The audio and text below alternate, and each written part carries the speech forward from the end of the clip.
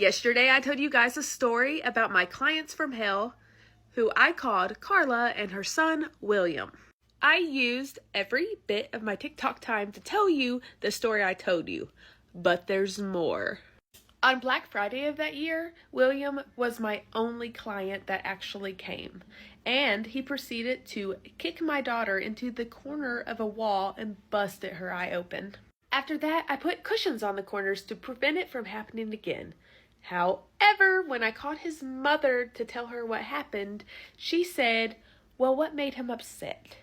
One time, William called all his very thin friends fat asses.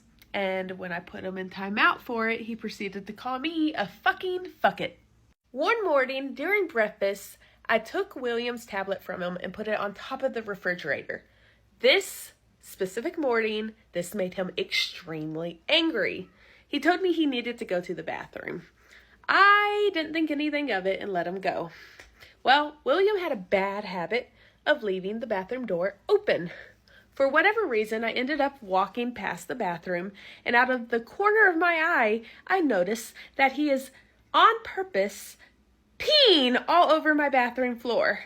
I proceed to get on him for peeing on the bathroom floor, and then he tells me, you're not supposed to watch me in the bathroom. A big part of my program is that we go outside every day for fresh air and free play if the weather allows. Well, Carla had an issue if I took William outside while it was below 70 degrees Fahrenheit. She also would get extremely irritated if he got dirty outside, going as far as calling him disgusting to his face when she would come pick him up. To avoid William from going outside, she would send him to daycare in weather inappropriate pajamas and barefoot. I ended up purchasing clothes for my house, that way he would be able to go outside on those days.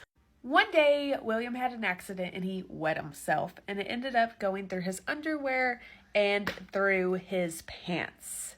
So I let him borrow a pair of my daughter's leggings, and I asked Carla, just bring them back tomorrow and I'll wash them. I never saw those leggings again.